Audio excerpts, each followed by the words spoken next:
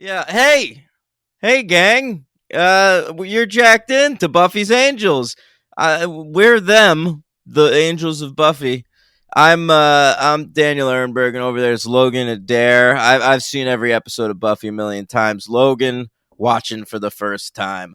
How's it going, Logan? Slap my hand, dead soul man. Bro, that line, I couldn't get it out of my brain last night. What the Yeah. fuck was going on there? That's a great one. Yeah. That's an all-timer. Instantly shot up to the top of the list. Yeah, That's a good one. pretty great. All right. We're covering two classics this week, gang. The Wish and Amends. Two extremely important episodes for the future of this show. And let's get into it right away, I guess, brother. Let's start with The Wish. So this aired December 8th, 1998. And what I learned about this week is that it's one of the least eventful weeks that's ever happened in American history. Unless you or your family were involved in the Tajina massacre, then it was pretty eventful for you. Where was that? Algeria. Well, there was a massacre in Algeria? 81 dead. Wow, all right. And you said the least eventful week I of your life. apologize to our Algerian listeners. A big news. That would be like if someone in Algeria was doing a Buffy podcast and it was like September 10th, not 2001. Nothing happened this week. Crazy. So uneventful. Yeah. Not a peep. Also, the Psycho remake came out. And you love that movie. Yeah, I was going to say that. The number one movie was still A Bug's Life, but number two, Psycho by Gus Van Sant. If you've ever wanted to hear what Norman Bates jerking off sounds like, I mean, you could hear it in that movie. Straight up, they had that sound effect. Okay, the number one song in America, I had no memory of this, but I looked it up and then I remembered. Okay? It's called I'm Your Angel, and it's by the unholy duo of R. Kelly and Celine Dion. Yep. All right? I mean, it's such a crazy song. It's like 5.5 minutes long. It's basically just them repeating the chorus over and over again. And, I mentioned this to my girlfriend this morning, and she pointed out that R. Kelly, a man who once took a child bride, and Celine Dion, a woman who once was a child bride. Wow, I never knew that about Celine Dion. Well, she met her husband when she was 13. And he was like 40 or something. Right. I don't think they got married till she was street legal, but, it must have started before that. Over there in the UK, they're still loving Believe by Cher. Crazy stuff. It's a great one. Yeah. All right. The one big thing this week happened on Monday Night Raw, Logan. And that's, you'll recall that The Undertaker and Stone Cold Steve Austin are feuding, and that The Undertaker attempted to embalm Stone Cold. Right. Yeah. So in the intervening weeks, I mean, like last week, which we didn't have an episode, Stone Cold kidnapped. He had the Undertaker committed to a mental asylum, and he kidnapped Paul Bearer and beat him up. This week, Undertaker's back.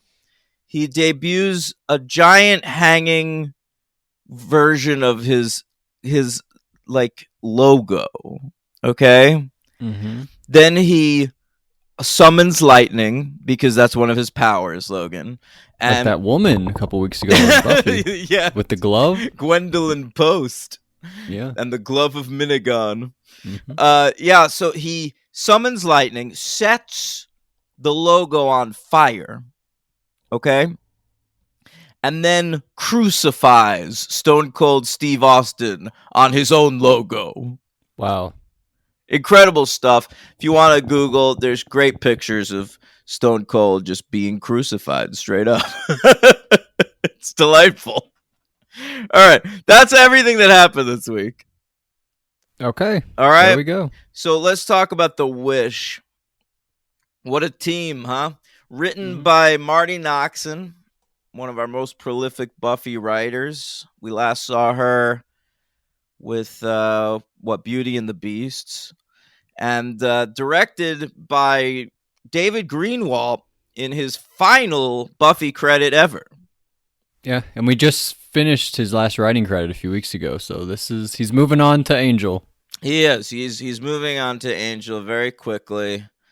And that Christmas episode of Men sets up some Angel stuff. You might not realize it at the time, but then you watch No. Angel and you're like, oh, they were I'm sure starting to think about that maybe show. Daniel might come into Angel. No, none of the No? characters, but some of those overall concepts, baby. All right, Okay.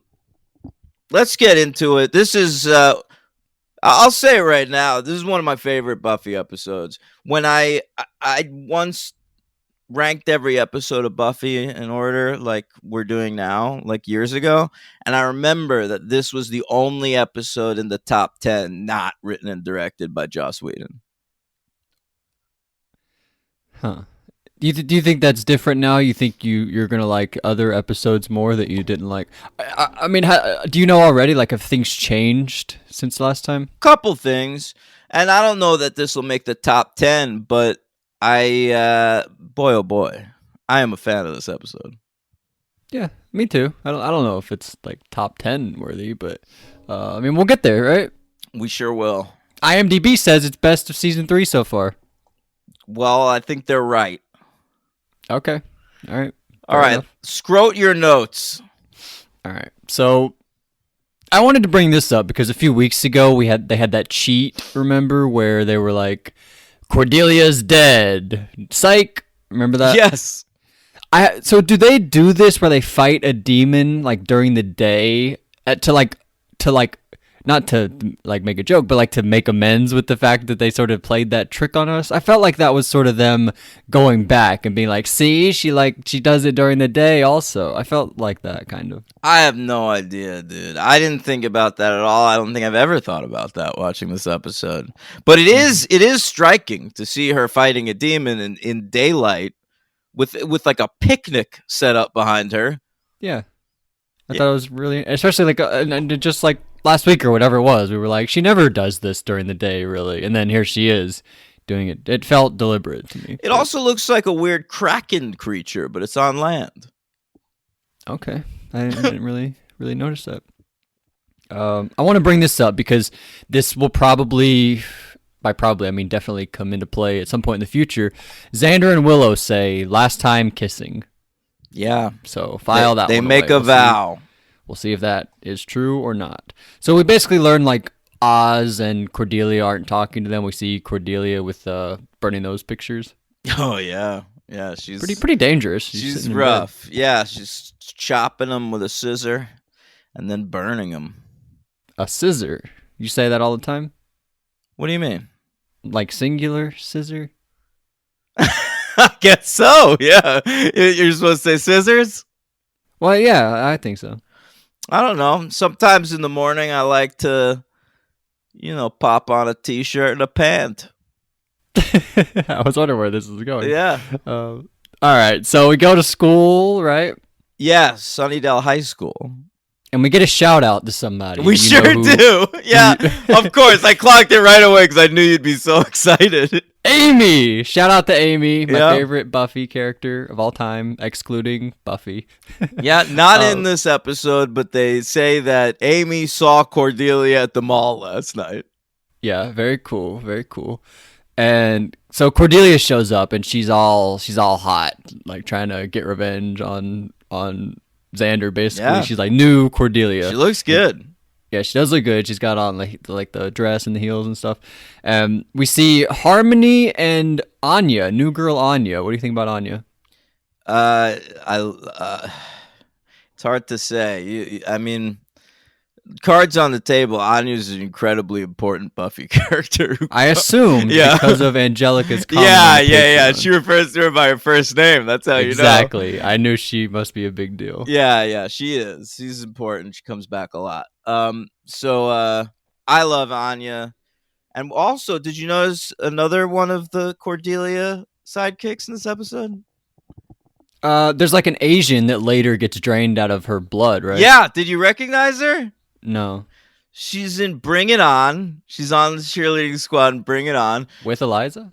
with Eliza Dushku. And also, she has a Seth Green connection, Logan. She's the girl you'll recall in Can't Hardly Wait.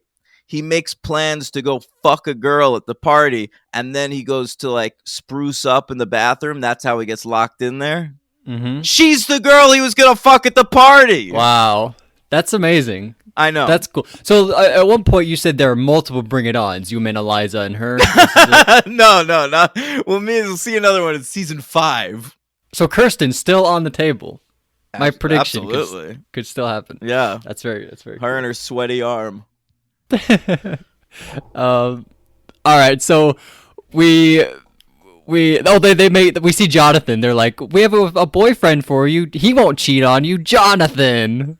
Really, really upsetting. Honestly, one of the more heartbreaking moments for me in Buffy history. Yeah. It is so goddamn sad because they act like they're being nice to Cordelia at first. And then they bring her over to Jonathan, who's just sitting on the fucking steps, drinking out of a huge cup. Like a giant size 7-Eleven cup or something. And he's just confused. He doesn't know what's happening. Like, why are these women talking to me? We think heartbreaking for him or for Cordelia? I think or both. I think that's why the scene is so heartbreaking, because I feel horrible for both Cordelia and Jonathan at the same time. Right. I think they do something great. I think it's in the next episode, so we'll get into the next episode. But yeah, I agree. I thought that this was great. An amazing Cordelia episode. Yeah. Yeah, I agree with you. And shout out to Jonathan. Very cool to see you. We meet this guy, John Lee. You like John Lee? Sure. I don't like how he treats Cordelia in this scene, though. No, but then in the other world, he's nice. He's like a Cordelia sycophant. I guess he just goes where the popularity goes. John Lee. Yeah, John Lee. Pretty lame name, John Lee. But what are you gonna do? So you think that's lame? If my name is John Lee, I could make hay out of that. John Lee? Yeah. You sound like, I don't know, like you have too many expectations on you. I don't know. I feel like it sounds like he's like a Mortal Kombat character. All right, well, I never played it. But Anya shows up to Cordelia. She's like, I like you more than Harmony. I want to like grant you some wishes. Wishes. Right? I'm a djinn. Yeah, Anya's kind of a djinn. She is a little bit. She's got a necklace, right? That's cool. Yeah. Cool necklace. Great necklace. It's not Gucci. No. Mm-hmm. Do you know the band at the Bronze? There's no band at the Bronze. You do this a lot. They're just playing I heard music. Music. Yeah, sometimes they're just playing music. Oh, do you know? I mean, well, that's what I mean. Do you know who? I looked it up and I didn't recognize the name. Okay, all right. I'm only gonna do research if they appear on screen, gang. Fair enough. Yeah. So Cordelia, in a red dress. Shout out Nick Jonas. Shout out TV on the radio. So they go outside and Cordelia like falls in the trash or whatever. What was going on with her scar? What? She said like what was it, like her scar was hurting from a few episodes ago when she like the rebar. Oh, yeah. She says she popped her stitches when Buffy pushed her out of the way. Wait, no. Doesn't Buffy follow her out of the Bronze and she's like rubbing her tummy like it hurts? Well, I think she's rubbing her tummy because it hurts, but then the next day she says she popped her stitches. Oh, that was maybe just to remind us about her tummy. Yeah, probably. Yeah. Her tum. She got impaled. Right, okay. I thought, okay, interesting. All right, so and then the next day she's like, they do the wish, right? Yeah. Well, you hear Anya earlier in the episode trying to goad Cordelia into making a wish. Right. And she goes like, I don't make wishes, I take action. Yeah. But then the next day, like after fucking Buffy pushed her in the goddamn trash and Harmony made fun of her again, she's ready to make a wish. Yep. And what does she wish for? I thought this was an interesting wish. Well, she decides that she pinpoints all her problems onto Buffy. She says she never would have dated Xander if he didn't become marginally cooler by hanging out with Buffy. And like I kind of get her point. Like she never even talked to Willow other than to like rip on her outfits before Buffy came to town. Like Right. Buffy sort of brought her into this world that she never wanted to be a part of. So Cordelia wishes that Buffy never came to Sunnydale. Yep. And so we get New Sunnydale, right? Yeah, yeah. We see Anya. She goes like, "Wish granted," and she gets all veiny, and then all of a sudden we get New Sunnydale. Yeah, and we get like nice harmony, and John Lee asks her out on a date, and we meet a teacher, and he's like, we learn about a curfew. He like rushes out of the classroom to get home, and we learn Xander's dead. She's like, is Xander at least miserable in this world? And they're like, what? He's dead. What are you talking about? Yeah, And I love this. Yeah, go ahead. No. What were you gonna say?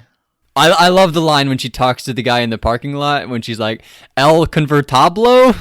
I love that. That's God so funny. damn, that's really funny to you. El Convertablo? That's such a Cordelia line. I know that there's a lot set up in that early. Like, if you're really looking, there are a lot of hints as to what's going on here because, like, John Lee asks her out not to like a dance, but to the winter brunch, which like implies like all school events happen during the day. Yeah, and she's like, what's up with that? Yeah. Somebody explain that to me. And then the teacher reminds them there's no school tomorrow because of the monthly memorial. Mm-hmm. Like, what the fuck is that about? I guess a lot of people died here recently. And they say curfew's in an hour. So it's like they get out of school, what, at 3? So curfew's 4 p.m. That's wild. Right. Yeah. That is wild. And it seemed to get dark quick because she's just like walking home and she runs into Xander and Willow, right? Well, she's like walking home from school and then it's dark immediately. Because it's winter. Oh, no, right. Oh, sorry. So I thought this was actually great. This is like they do a lot of really great stuff to make you feel bad for Cordelia this episode. This is another one where she runs into Xander and Willow and she's like, even in the alternate universe you guys are together. This sucks. And you're like, damn, that is sad. Like you do all this wishes and then you get to this alternate world and then like the one thing you want to be different, like for these people not to be together, they're still together. That sucks, you know? Yeah. That was great. I really love that. Yeah, but what's the wrinkle there? What, they're vampires? Yeah, they're fucking vampires, bro. And you know who my favorite vampire is? Gotta be Willow. Well, yeah, aside from Spike, it's gotta be Willow. Willow's a great vampire. Vampire Willow's amazing. Yeah. Bored now. That's her classic catchphrase. And yeah, she's great. She's constantly like licking people. Like Allison Hannigan really made a meal out of this shit. Yeah. Yeah, she did. She's having a great time. Yeah. Tough MVP. I think it's between two. Not to spoil too much, but I think you can go Cordelia or Willow this episode. Yeah. And it's a real toss up. I think you can go either one. But anyway, so we meet these guys, the White Hats. Yeah. Who are they? Who are the other people in the White Hats? Are they important at all? Well, did you catch any of them? Giles and Oz and other folks. Well, who are they? I didn't the know other dude is our friend Larry. Oh, that was Larry. Yeah. Okay. The gay football player. He's looking good, Larry. Looking great, and I feel like he really. I'm not just saying that. I feel like he's like that guy's like looking better as the show goes on. I agree. He's looking really good. They're giving him more to do. I like it. Yeah. The other one's a rando. They say her name is Nancy. She died, right? Yeah, and we never see her again. I always thought it would have been cool if after this they like introduced real universe Nancy. Yeah, that's a great idea, actually. Yeah, but that never happened. That is a missed opportunity. They definitely should have done that. Mm-hmm. Like on the big board of all the ideas, that real world Nancy should have definitely been on there. Yeah, that should have definitely happened. You know what Nancy's famous for? This actress? No. The classic Alice in Chains album Dirt has a naked lady on the cover. That's her. That's her. Yeah. That's cool. Did she later try to sue them like the Nirvana baby? No, I think it was all agreed upon because she was like an adult woman. That's the stupidest fucking thing ever. The That one kid's thing such a that fucking makes idiot. you anything and you try to sue them for it. Yeah, That is so for lame. child porn. So lame. So we learned something, I think. Maybe I'm wrong, but I think we learned that vampires love bright lights. Well, they like bright colors. Oh, bright colors. Oh. Is Yeah. that a new thing we learned though? I guess so. Yeah, yeah, and it does come back. So Yeah, that's mhm. why I brought it up. I feel like it'll probably come back. That's why Um, everyone's wearing like dark colors, and like Cordelia's wearing the same blue dress she was wearing to school in like our like normal reality, and so right, everyone's like, "What the fuck are you doing?" Yes, right. I think Harmony calls it a "come bite me" dress. Yeah, she does. She does. Yeah. So, are you ready for the master? This was cool. You told me the Yeah. master was coming back at some point, Yeah, were you and he may excited to come back see him? again. He But will. He will. But are you it, excited to see him? absolutely, I love the master. Master's great. Miss Colin. I was waiting for Colin, like him to say like, "All right, come on out," and then Colin comes out, and you're like, "Oh shit, Colin's back." But no, Forget Colin. What they should have done, like, because I guess it's implied here that the master rose at the harvest, right? Because no I one don't was know. there to stop him. So it Oh was yeah. missed opportunity. I think we should have seen Luke. Well, I thought it was just that Buffy never killed him. Yeah, but Like I nobody mean, killed him. Buffy wouldn't have been there to prevent the harvest, and that was like his first stab at getting out of there. Mm-hmm. That was cool. Was that the season one finale when he falls through the ceiling? Yeah, bro, prophecy girl. That was really cool. Hell Lead yeah. up to that. That was really good. Um.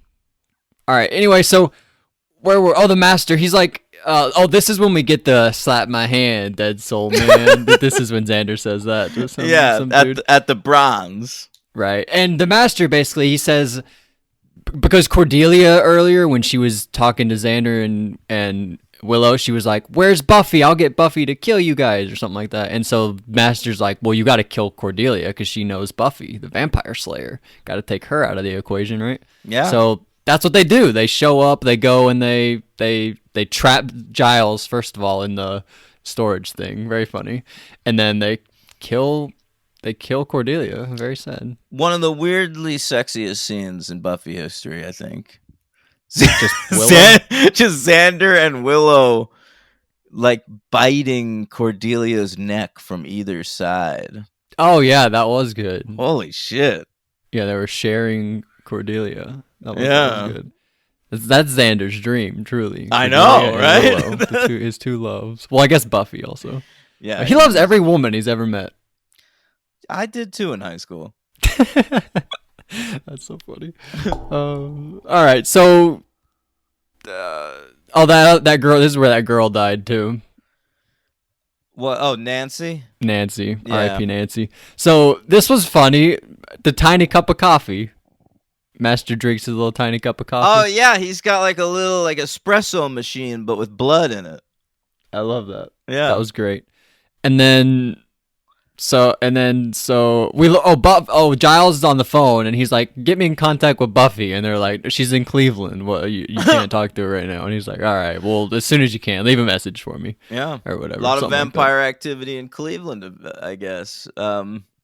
Also mentioned again later in the series. Oh, all right. Yeah. And so, like, as a reward for killing Cordelia, Buffy or Willow took those keys and she went to Angel. Angel is locked up, and she goes and she gets on Angel, and Xander's watching. He's like, "I just like to watch." Oh And yeah, that's kind of insane too. This episode, it's like darkly sexy in a weird way. Yeah, Yeah, it is. and they refer to Angel as the puppy. yeah, she does. I'm gonna go do play that. with the puppy. Yeah, that's weird. Mm. All right, so Giles, he's going looking for help, looking for research and stuff, and who does he run into? I don't remember. Buffy? Buffy the Vampire Slayer, Yeah. our very own. And what they did for alternate universe Buffy is they just put like a little cut on her lip. Well, it's on both sides. It's like a big scar, sort of covering the top and bottom of the lip. I know. All right. Later on, Logan, there's a comic book that Joss Whedon wrote called Frey, which ties into the series, and that it's like a vampire slayer in the future, and she's got the same scar. That's cool. I mean, so just something I noticed. I like that. Yeah. So she calls him Jeeves, which I thought was cool. Hmm. I like Jeeves. She should have called him Mr. Charles, but it's alright. She called him Jeeves. But Buffy's like, all right, I'll go kill the master. He's like causing some problems. I'll take him out. No big deal, no big deal. So I didn't really understand this. Buffy talks to Angel, and Angel's like, I've been waiting on you. What's their dynamic in the alternate universe? All right, two things here. One, it's amazing how hardened Buffy is in this episode, based on like what's happened in her life. She's great too, by the way. Yeah, she is, because like you'll recall the last time she went after the master, she gave that whole "I'm 16 years old, I don't want to die" speech. Like She was there's 16 when this show started. That's yeah, crazy to think yeah. about. There's none of that here. She's just like, all right, I'm gonna kill the fucking master. Mhm. So the dynamic here with her and Angel is that they've never met before, but what happened in Becoming Part 1 happened.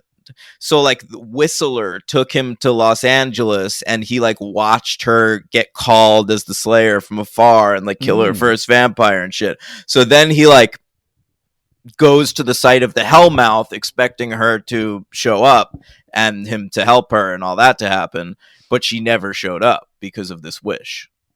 So he is aware of her though. But they don't really have that. But she doesn't know him. No, he has seen her and is aware of her. She has no idea who he is. Right. Okay. Yeah. That makes sense. All right. So here we go. I sent you this video. I thought that this was fun. Giles is doing an experiment, and then we see like it starts out where the camera's like it's like far away on Giles, and then it cuts in close on him while he's doing the experiment, and then it like turns to the corner of the room, and there's a vampire there, and It's like, Anya. Oh, cool. It's Anya. Oh yeah, Anya. Sorry, and. But I was so mesmerized in this shot because there's a lamp. There's like this beautiful green lamp that's like shaped really cool. And I was looking at that, and I saw Anya's arm swing by the frame and walk to get into position in the corner of the room. So I was not stunned by that shot, but it was very cool. It was very cool. And listener and friend Josh Merlis this morning sent me a GIF of earlier in the episode in the scene where Cordelia is talking to Harmony after class. You can see a boom mic pop into the frame. So while I love this episode, pretty shoddily directed at times by David maybe Greenwald got Greenwald. Fired, actually. This He is didn't why leave he on his never own. directed again. Yeah, they fired his ass. That's so funny. But that was very cool. I love things like that. Yeah. And so basically they get to like they start draining her friend or whatever. Yeah, this is at the factory. They're opening up a plant where they're going to mass produce blood for vampires. Right. I love that. Like the master gives that whole speech. Like the humans developed the most evil concept of all: mass production. And yeah, so I guess the first one up is our friend from Can't Hardly Wait and Bring It On. Does she have a name in Buffy? I don't Character name? think so, but I'm not sure. All right. She doesn't die here though, does she? She dies in the alternate world. Oh shit. All right. Well, anyway, so everybody dies. Xander kills Angel. Buffy kills Xander. Oz kills Willow. Yeah. I thought this was a great touch. Great touch. The necklace, Anya's necklace. I think who is it that breaks it? Is it Giles? I think. Yeah. Giles breaks the necklace. Like the necklace breaks as soon as Buffy's neck breaks. I thought that was kind of cool. Like the necklace and the neck break simultaneously. But that whole scene is just like chaos and crazy. Like the idea that Xander kills Angel at last. That was really cool. And Buffy just killing Xander and then walking away like nothing happened. Like I don't give a shit about this person. And then Oz pushes Willow into that thing, and yeah, it's so well done. I love it. It's go ahead. Yeah, it's a great episode. So I mean, well, are we at the end? Back to normal reality? Yeah. And Cordelia's like making all the wishes. I have all the wishes. You want to know what all she wished for? Go ahead. But they don't work because she doesn't have the necklace anymore. Right. Right. That's what Anya's human now. Right. And she'll stick around, I guess. Yep. So that'll be fun. But she wishes that Buffy wasn't born. She wishes that Xander never feels the touch of a woman ever again. That Willow grows monkey hair all over her body. And that only dumb, agreeable guys are left on the earth. Yeah. Very fun wishes. Yeah, fun stuff. Wishes. All right. All right. What do you give this one? I'll go 4 stars. I think this is a great episode. I'm going straight 5, bro. 5 stars? Yeah, I love this episode. And I want to say one of my favorite scenes in Buffy history is Buffy talking to Giles before she goes off to fight the Master. And Giles is trying to like convince her that this is not the way the world is supposed to be and that it can be changed. And she's calling him naive and stuff. He goes, "I have to believe in a better world." She responds, "I have to live in this one." I always thought that's one of the fucking, I don't know, deepest lines in Buffy history that really stuck with me. I think about that line when I think about Buffy. It's like that's why Marty's one of the top dogs. She is, man. Lines like that. All right. So MVP. I'm gonna go with Willow. All right, I'll go Cordelia then, so we can split it. Yeah, sure. But it could have been Buffy also. Those are the 3, I think. All 3 of them very great in this episode. Yeah, I'd agree with that. And then LVP, I wrote down Angel or John Lee. That's what I thought of. I'll go with John Lee. All right, I'll go John Lee also. Yeah. I wouldn't mind. I wouldn't mind seeing him back though. He's meant to just be a jerk and then be nice. That's like his whole character because of the alternate universe. But I feel like they've introduced other characters like this that are more interesting than him. I mean, that's fair enough. So we don't see this guy ever again, John Lee? I don't think so. All right. I mean, that's fine. So where do we rank this episode? Read me mine from the top. Okay, from the very tip top. Becoming 2, Becoming 1. I couldn't tell you what happens in Becoming 1. That's the one with all the flashbacks. Oh yeah, in Ireland, right? Yeah. And Innocence, Passion, Prophecy Girl, When She Was Bad, Love. All right. Wow. Between Passion and Prophecy Girl. So top 5. You think this is a heavy hitter? This is a heavy hitter. Heavy fucking hitter. And I will put this between Prophecy Girl and Becoming 1. I'll put it 7th place. Okay. I'm really high on Lover's Walk. You had that like 8. I have it 2. Yeah, you love that. Well, you're such a Spike guy. I'm such a Spike guy.